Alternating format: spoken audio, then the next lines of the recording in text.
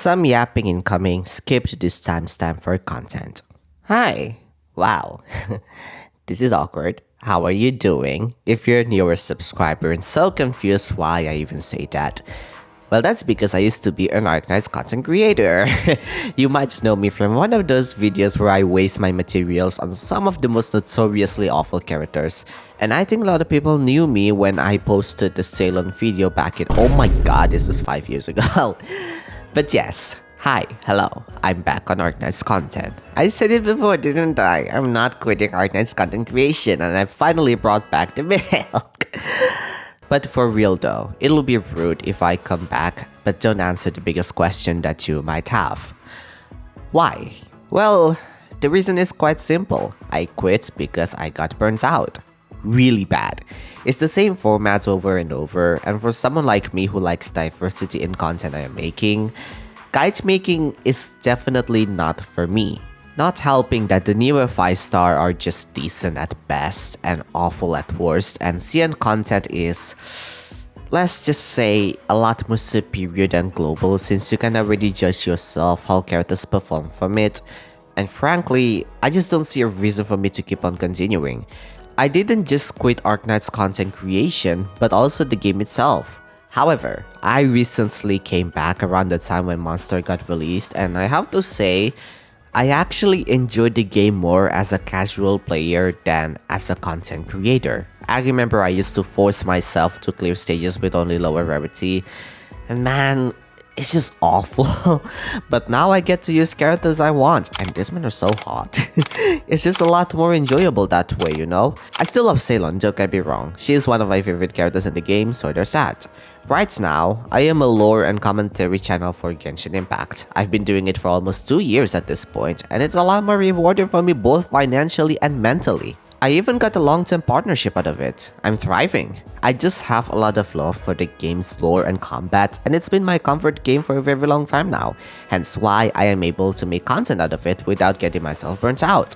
Of course, there are times where I did, but that's just what happens when you are doing things for work.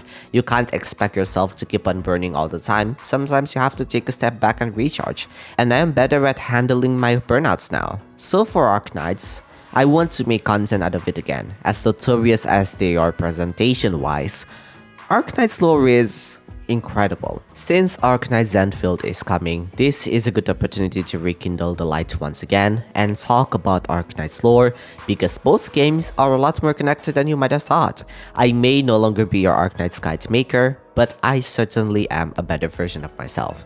If this video goes well, you can expect a lot of lore yapping from me from now on. That said, if you keep on watching me as an old Arknights subscriber in my Genshin content, you are the real one, and thank you so much for your ongoing support. If you subscribe to this channel for Genshin and are worried that I'll be changing content, I am still doing Genshin content, so don't worry about it. This will be new for me to say my intro in this game. But don't forget to give this video a like and comment so the channel can be noticed by the algorithm. My name is Neko Kitsune and I make lore and commentary videos on this channel to keep you company. Before we start, let me preface this. Unlike Genshin Impact, my knowledge in Arknights lore is still lacking. But I'll do my best to make the best sense out of the lore and you are free to correct me in the comments. Some of the information I'll be using here is from beta test 2, but since the test is only 2 months ahead, I doubt it'll have significant changes anyway. Next, I will only focus on the main lore and the point how the two are related, so I'll be skipping a lot of smaller details that don't make the cut.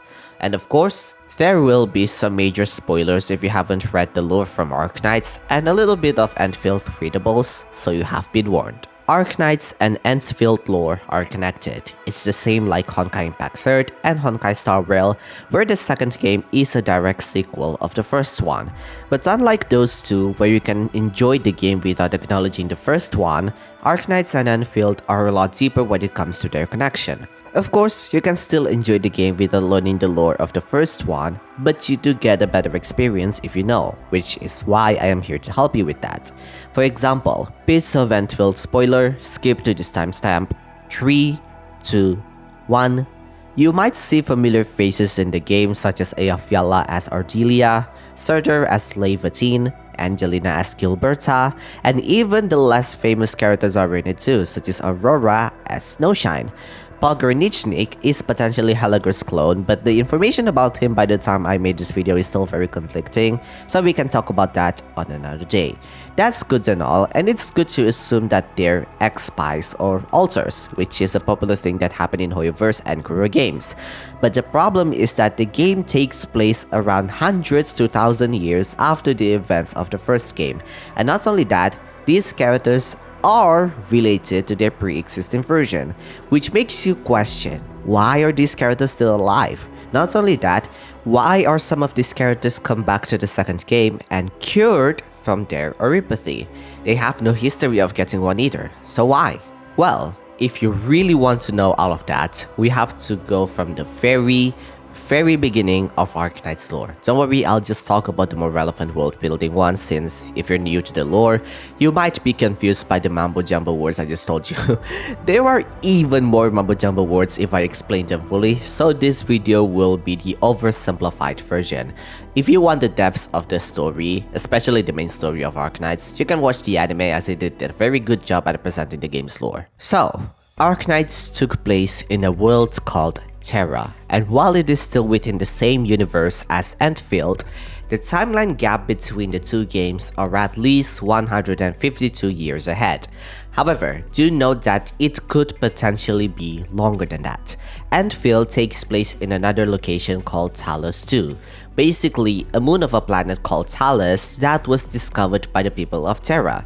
Even though the name is recently told by the developers, it is already mentioned in Arknights on plenty of events. Again, I'm not going to explore that, but just know that Talos-ii is a moon and was already mentioned in the original game a long time ago. We can explore the factions on another day, and I'll talk about the timeline gap in a second. You might encounter this word plenty of times already in Endfield, but the spaceship that also plays as the base for the game, called Dijiang, is powered by a crystal called Originium. If you read the information found in game, its information is a little bit obscured. Now this is where we get into the actual basics. What is Originium and why is it so important? Originium is a substance created by a race called the Predecessors, or more specifically, the Oracle and the Priestess. The substance continues to proliferate until the modern era of Terra. It brought technological revolution to the world, with what you see on most of the things in the game being powered with such. The people of Terra used it as the main source of energy, as there are no alternatives to it, whether petroleum, nuclear energy, etc. Additionally, Originium allows the people of Terra to wield magic called Originium arts, where the wielders harmonize their body to the Originium substance. However, as amazing as it sounds, it doesn't come with a price. Originium in itself is a very dangerous substance and still grows in the wild without human supervision. It can even assimilate with organic matter when given the opportunity. Originium is also quite unstable, as it vaporizes into gaseous particles over time, is highly flammable when in liquid state, and exhibits highly explosive properties under the right conditions. However, contrary to what one might believe, Originium is not radioactive. With all those dangers I just told you, this is where we talk about oripathy. People with this disease are also known as the infected and are heavily discriminated against the people of Terra. Once you get in contact with unprocessed Originium directly, whether from its fumes or touching the crystal, there is a very high chance that you'll get infected by it if you don't have the safety precautions of doing so. The most common way of getting this is when you are a miner, inhaling industrial pollution, or accidental contact with disintegrating infected. I'll talk about this in a bit. Since Originium is already ingrained within the infected's body, they have stronger power to unleash Originium arts and don't need a medium to harmonize their body with, like stabs for example. However, this still depends on the infected's mastery towards the power, because if you're inexperienced in doing just that, it'll worsen your condition and more than not will cause accidents to yourself. Unfortunately, oripathy has no cure and is a terminal illness. Once the patient leads to their deaths, the Originium in their body starts to glow and will disintegrate their body. These dust are highly infectious and will cause secondary Originium infections if not isolated properly. Like I just said, accidental contact with disintegrating infected will cause you to also get infected. Another way to get oripathy, and probably the worst one at that, is if you came in contact with Terra's natural disaster called the catastrophe, where it is one of the ways of natural Originium production, but also, like the name implies, is quite dangerous since it contaminates the whole area. If you're already uninfected and caught in the storm within the catastrophe, it'll catalyze the Originium inside your body and worsen your condition for a short period of time. Contrary to what you might think of catastrophes like in this picture, there are many kinds of them. It could come in the form of thunderstorms, volcanic eruptions, and even blizzards. Because of them being quite unpredictable in nature, a lot of cities in Terra are nomadic, meaning they move from place to place in order to avoid the worst case scenario of catastrophe to destroy their civilization. Unsurprisingly, one of the main reasons why the infected receive discrimination is because of misinformation where oripathy is contagious and highly infectious. Fortunately, this has never been the case. Yes, getting oripathy sucks, especially after what I just told you earlier. However, oripathy is not a person-to-person infection.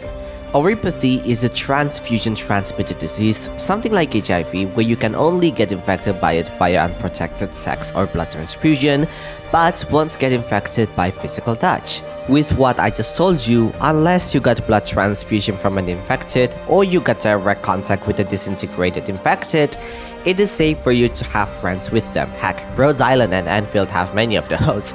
Obviously, there's more than that since there's political issues where the disease is exaggerated. Some people were forced to do cheap labor like Originium mining, which if you paid attention to what I just told you, it worsened their condition. Some races also receive intense racism, for example the Sarkas, where more than not will be born already with oripathy in them. That's of course a vastly deep rabbit hole that we can talk about in another video, but just know that racism in Arknights is not uncommon, so if you're easily triggered with that kind of topic, this game might not be for you. I mentioned earlier that Originium was brought and made by a race called the Predecessors, or specifically in this case, the Oracle and Priestess. Oracle is what you might know as the Doctor, basically you as the main character in Arknights, while Priestess is his colleague or widely known as the Doctor's ex-wife. Of course, the game never explicitly says that the Doctor and Priestess are married. If they say that, then how Hypergriff is supposed to make their money? However, do note that their relationship is very deep and seems to be non-platonic as how the game portrays it as. In fact, she'll get mad if you say that their relationship is just mere holding hands because according to her, their relationship transcends time and space itself. Yikes. Now note that the Doctor's gender is neutral to match the player's actual gender, but for the sake of this video, I'll refer to them as he in this video. In any case, these two created the Originium, but despite it being a natural occurrence in Terra, it's actually a synthetic and artificial substance. The reason for it to exist was never to bring oripathy and catastrophe, but for them to survive and flee from an antagonistic race called the Observers. It's a bit hard to explain it, but if you're a Genshin player, which I assume a lot of you are, think of it like this. The Doctor and Priestess are the senders, while the Observers are the Abyss. The Heavenly Principles invaded Teyvat and made the False Sky in order to avoid the Abyss. And you can say the same with the Doctor and Priestess. It's basically like that, but unlike Teyvat where Nibelung is already a pre-existing god, Terra doesn't have any of that, so you can say that the Doctor and Priestess are the first god on that planet. I didn't even say that as a joke. In a sense, it is quite literal. Well, at least for the Priestess, it is quite literal. The Oracle, or the Doctor in this case, wanted Originium as the beacon of hope for future civilizations to guide them advancing to the next step. In his own words, Originium will become the beacon, condensed by the Predecessors, civilization. If one day, other life forms in the universe lose their homeland and seek a way to resolve their plight, they will witness that we once shined, we once resisted, and this is where we rest. We once delivered a gift to those who came after us, before our annihilation. Hope. What we see in Terra is basically the proof of that, and it has been over 10,000 years for it to have happened. So yes, the Doctor and Priestess are very old. Unfortunately, Priestess doesn't see it like that, and she took it in a nihilistic way. For her, the only way for a civilization to flourish is to assimilate them and put all of that information in an assimilated universe, a hyperdimension space created using the Originium. The dimension is capable of creating hyper-realistic illusions, like for example, the Doctor can create the whole Rhodes Island if he wanted to, and Priestess is capable of taking absolute authority over it. However, two people in the game by the name of Theresa and Theresis were able to hijack the assimilated universe using the first Originium created by the Doctor and Priestess, causing her to lose some control over the space and some parts of the Originium control. Now, this assimilated universe is important because it explains why there are some familiar faces in Enfield, but I'll touch on that in a bit. In any case, the native Terrans are basically like animals, with the Sarkas, or these demonic-looking creatures, being the first ever race that evolved to humanoid race. Originium was never meant to bring catastrophe and oripathy, but it happened because of Priestess' mad experiments that made it to have those properties, likely due to her view wanting to assimilate all life and store it inside the assimilated universe. So to say that Priestess is evil, yeah, she is. She literally has a god complex because to her, in order to save everyone, she has to assimilate everyone. Ugh. So I think you get the context here. Originium is basically created by two aliens of Terra, and they are the source of life. However, they come at a price as it can inflict disease on those who come in contact with the mineral and can even destroy the world if not handled well. This is why the name Originium is named that way, as it came from a word origin, and -ium is a suffix for elements in chemistry, as Originium has become an integral part of Terra's life. That's the background of Originium and Oripathy, which still plays a huge role in Enfield.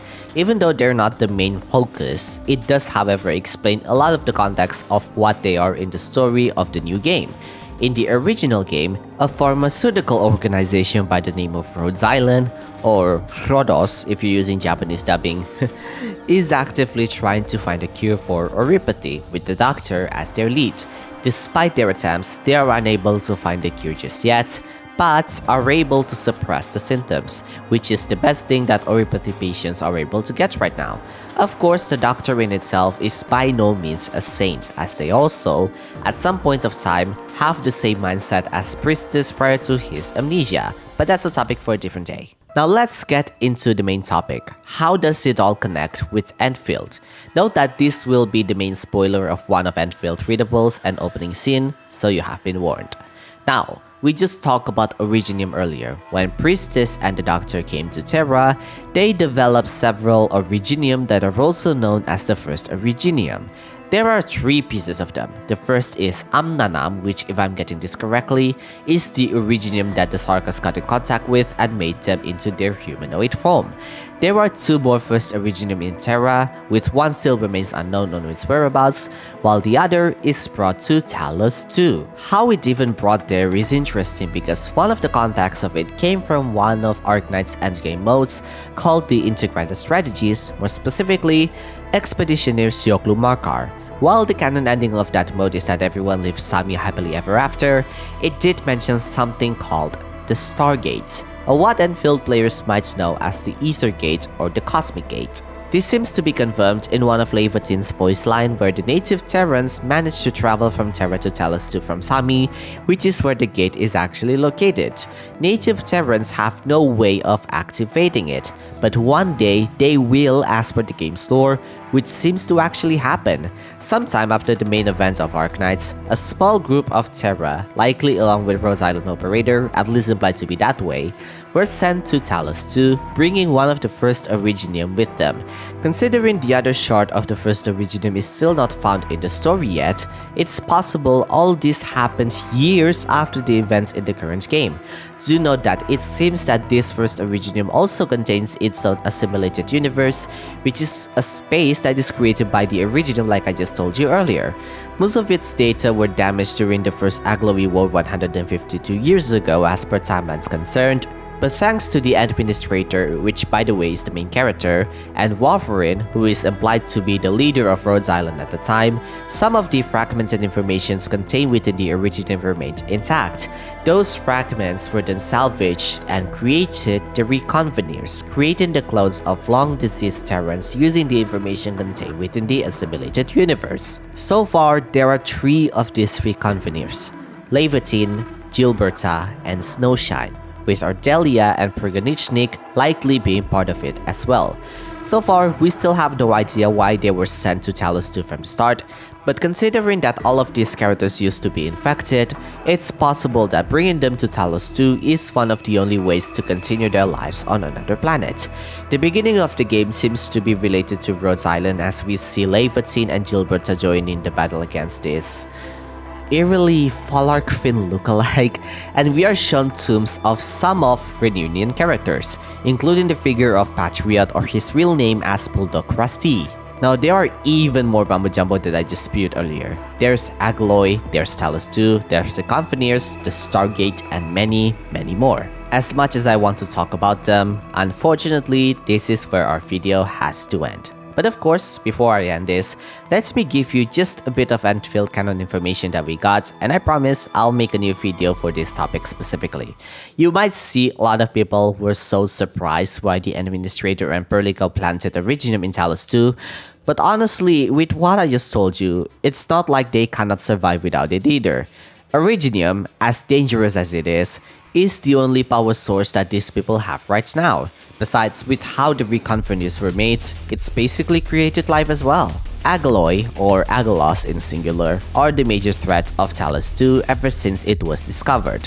When the Originium was planted, the Agaloy also attacked as well, and this was known as the First Agaloy War.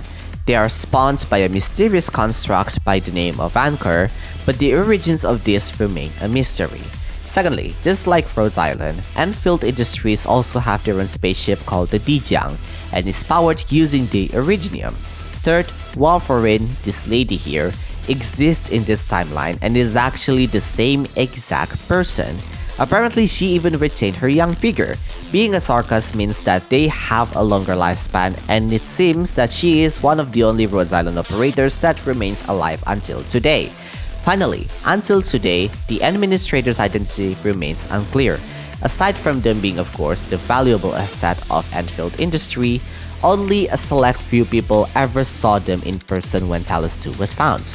Not only that, the Administrator has mastery over the Originium like how it is with Priestess. So, is he also a predecessor? Now, this is no longer part of the canon lore, but I think it's worth noting that one of the older beta trailers noted something about the Administrator's true identity, because he could be...